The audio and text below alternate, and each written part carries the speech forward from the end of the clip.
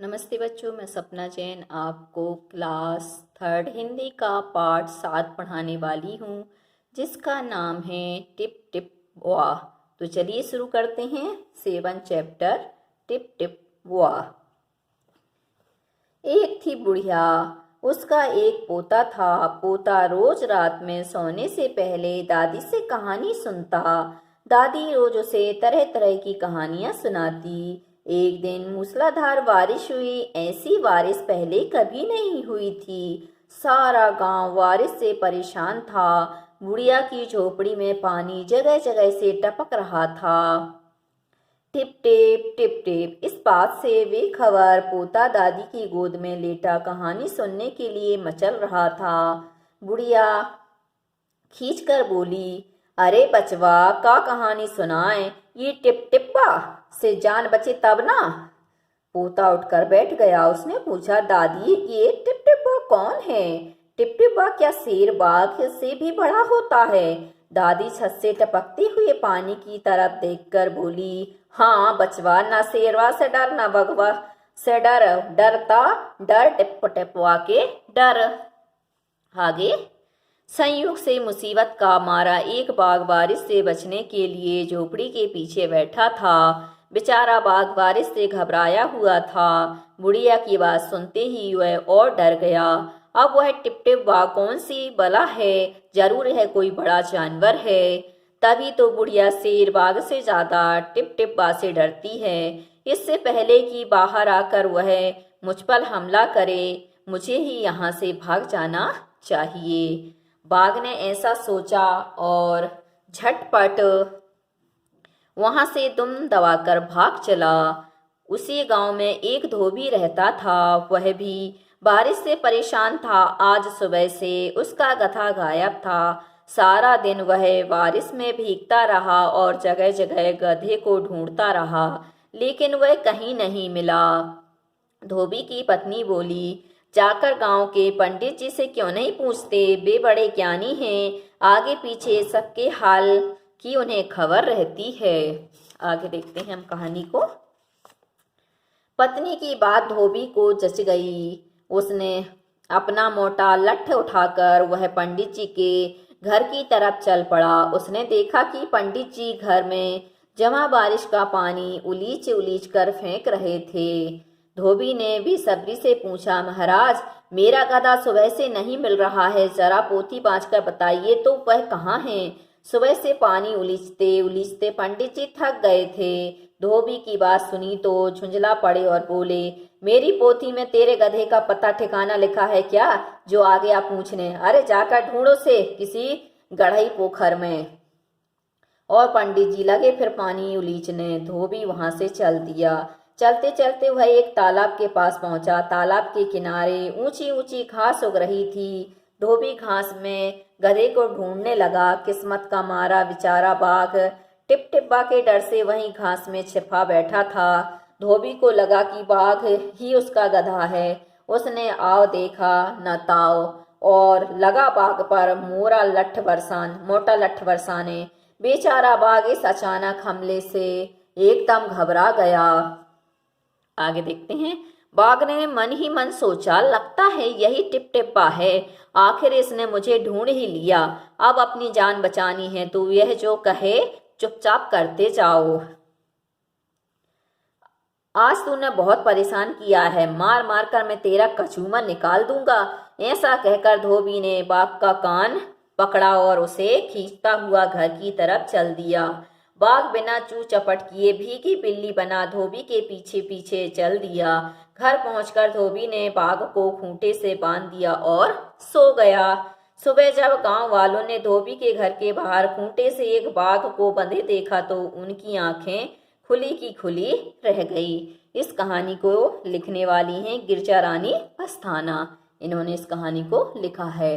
तो यहाँ पर बताया गया, जब हम भयभीत होते हैं तो हम असंभव चीज को भी क्या संभव मानने लगते हैं। अब टिप टिप के डर के कारण ही जो जानवर था वो क्या है, डर के मारे उसके साथ आ गया। उसने सोचा कि यहाँ पर इसके साथ चलने में ही भलाई है। अब आते हैं अभ्यास प्रश्न पर।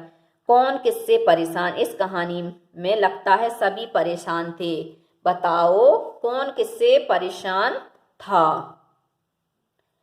यहाँ पे जैसे हमने लिया बुढ़िया, तो बुढ़िया झोपड़ी में जगह जगह टपकते हुए वर्षा के पानी से परेशान थी। दूसरा हमने लिया बाघ, तो मूसलाधार बारिश और टिपटिपा से परेशान था। धोबी गधा के गायब होने से परेशान था। और पंडित जी घर में जमा बारिश का पानी निकालने से परेशान थे, उलीचने से परेशान थे। मतलब बताओ। नीचे कहानी में से कुछ वाक्य दिए गए हैं, इन्हें अपने शब्दों में लिखो। टिपटिपा कौन सी बला है? तो यहाँ पे बताना है टिपटिपा कौन सी बला है। तो टिपटिपा किस चीज का नाम है? ऐसे ही पत्नी की बात धोबी को जच गई, तो पत्नी की बात से धोबी सहमत हो गया। जचना मतलब सहमति देना। बाघ बिना चू चपड़ किए भीगी बिल्ली बना धोबी के पीछे पीछे चल दिया। तो बाघ चुपचाप धोबी के पीछे पीछे चल दिया। जरा पोथी बांच कर बताइए वह कहाँ है? वह मतलब उसका जो गधा था। तो जरा पत्रा देखकर बताइए वह कहाँ है? अब है याद करो तो। पोता दादी की गोद में कहानी सुनने के लिए मचल रहा था। तुम किन किन चीजों के लिए मचलते हो? मैं जल्दी से जल्दी बाजार जाने के लिए मचलता हूँ। अपनी मनपसंद चीज खरीदवाने के लिए मचलता हूँ। दादी की गोदी में सोने के लिए मचलता हूँ। दादाजी से साहसपूर्ण कहानियां सुनने के लिए मचलता हूँ। अगला है कौन है टिपटिपा? हाँ बचवा, न शेरवा के डर न बगवा के डर, डरता डर टिपटिपा के डर। तुम्हारे घर की बोली में इस बात को कैसे कहेंगे? तो हम बोलेंगे हाँ बेटा, न शेर का डर न बाघ का डर, डर तो टिपटिपा का है। कहानी में टिपटिपा कौन था? तुम किस किस को टिपटिपा कहोगे? टिपटिपा कोई आदमी या जानवर नहीं था, बल्कि बुढ़िया की झोपड़ी में टपकता हुआ जो वर्षा का पानी था वह था।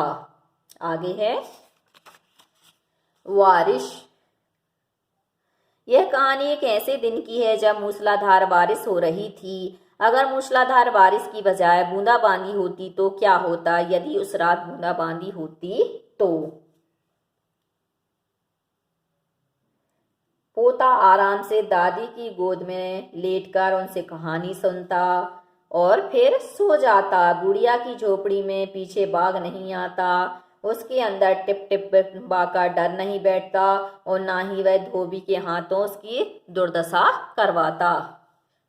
तरह तरह की आवाजें, पानी के टपकने की टिप टिप टिप टिप आवाज आ रही थी। सोचो और लिखो ये आवाजें कब सुनाई पड़ती हैं? खरर खरर। तो सोए में जब तेज सांस ली जाती, जब हम सोते हैं तो हम क्या खर्राटे बढ़ते हैं, उन खर्राटों की हम खरर खरर की आवाज सुनाई देती है। भिन भिन मक्खी जब कान के पास मंडराती है तो भिन भिन की आवाज करती है। ठक ठक जब कोई दरवाजा खटखटाता है तब हमें ठक ठक की आवाज आती है। चरर चरर तो दरवाजा खोलने पर चरर चरर की आवाज आती है। भक भक आग की लपटें जब तेज हो जाती हैं तो भक भक की आवाज आती है।